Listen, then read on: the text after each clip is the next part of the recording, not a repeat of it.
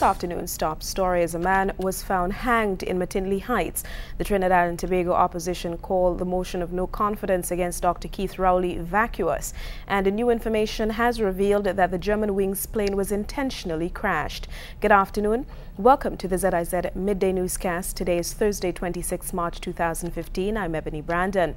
Now for a look at the news developments in details. Police are investigating the circumstances that led up to a man found hanged from a tree branch in McKinley Heights on the weekend. Police Public Relations Officer Inspector Lyndon David confirmed the 21-year-old Kartik Nishad, an Indian national, was found hanged on Sunday morning. David stated that Nishad was not a student but was employed within the Federation. He said the police are still investigating the matter, but the autopsy report has confirmed that death was caused by asphyxia resulting from the hanging. Police do not suspect foul play. In other news, Prime Minister the Honorable Dr. Timothy Harris has announced that value-added tax will be removed from all food items in less than 2 weeks. He made the announcement during a national address on Wednesday night. He said this is part of his administration's commitment to fight poverty, narrow the inequality gap, and stimulate economic activity by putting more money in people's pockets. We believe that the road to prosperity means money in your pockets to save, to spend, or to invest. Lastly, low taxes are good for economic growth. Therefore, effective April 7, 2015, VAT on all food in St. Kitts and Nevis will end. A church in the British Virgin Islands is bringing its unique method of spreading the word to St. Kitts with a Power Plus conference at the Methodist Church this week.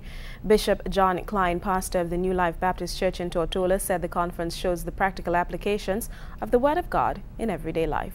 If you're looking for not just another church service, if you're looking for a place where you know you can really see the power of God being manifested, or the Word of God, being preached in a way that applies to life, in a practical way that it actually, you can walk away with something that teaches you how to live the everyday life.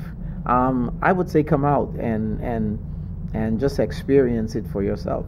He said right now the conference focuses on preaching sessions at evenings, but they do hope to expand into the daytime with interactive question and answer sections with the public. In news from across the region, in an unexpected move yesterday, the opposition of Trinidad and Tobago walked out of the House of Representatives in its entirety. A motion of no confidence in opposition leader Dr. Keith Rowley, piloted by Housing Minister Dr. Rudal Munilal, was shut down as baseless by opposition MP Colm Ilmbert, who led his colleagues out of the chamber, telling the Speaker of the House and the government to meet them outside with any issues they might have.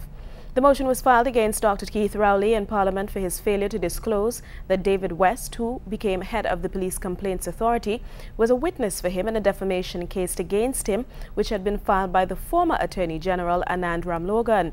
Opposition stalwart Colm Ilmbert said the motion was empty, childish, absurd, frivolous, and vacuous. OECS Ministers for Social Development are meeting in St. Lucia to formulate an action plan which further protects the lives of children and vulnerable families in the sub-region.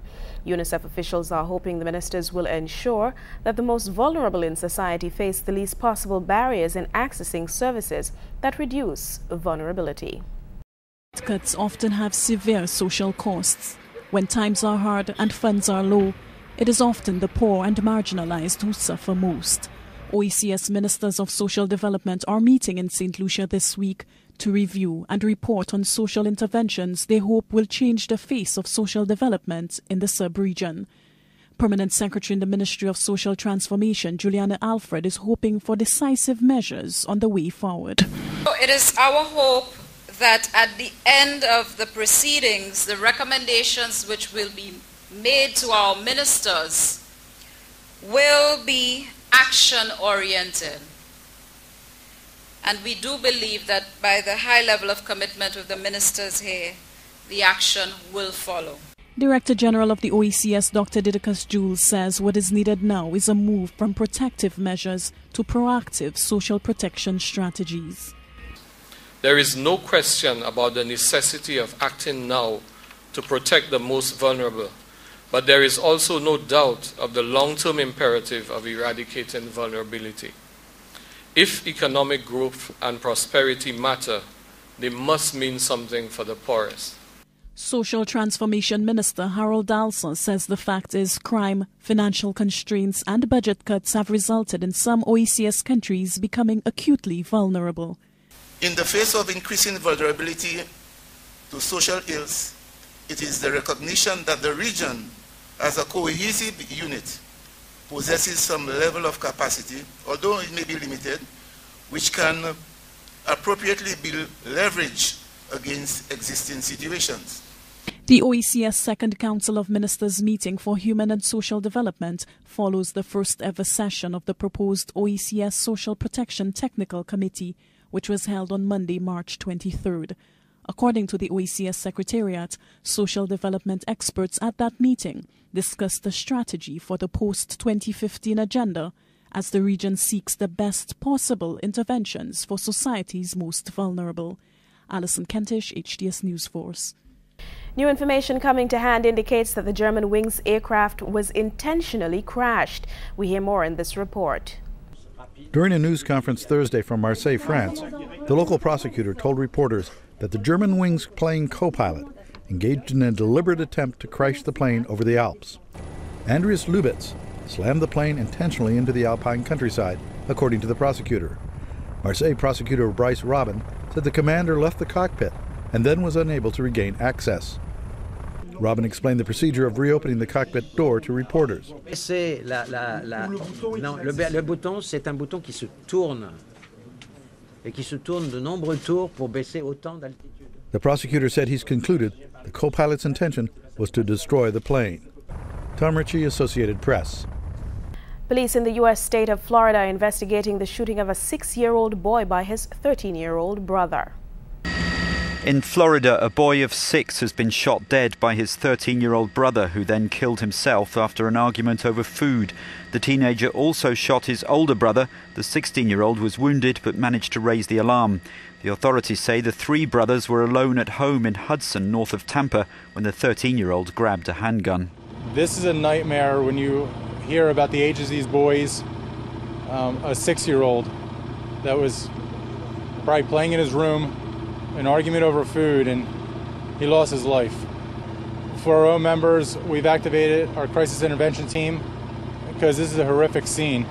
Last August, the US was shocked by another fatal shooting involving a child. Seconds later in this video, the instructor was accidentally shot dead by the 9-year-old girl he'd been showing how to use an Uzi submachine gun. Campaigners for tighter controls say 2 children are killed in gun accidents every week in the US. But for many Americans, gun ownership is a fundamental right, and pro-gun supporters have resisted attempts by the Obama administration to tighten laws. In the weather today, conditions across the Leeward Islands and British Virgin Islands remains relatively stable. However, a strengthening ridge of high pressure could result in a few patches of low-level moisture moving across the area later in the forecast period. The weather for today will be partly sunny with a slight chance of a few brief afternoon showers. Tonight will be fair to partly cloudy with the possibility of a few light and brief showers. Winds will blow from the east-northeast at 9 to 16 miles per hour over land and reaching 21 miles per hour over open waters. Temperatures today will reach a high of 29 degrees. Sunset today is set for 6:23 p.m. And that brings us to the end of the ZIZ Midday Newscast. Join us this evening for these stories and more in detail. I've been your presenter, Ebony Brandon.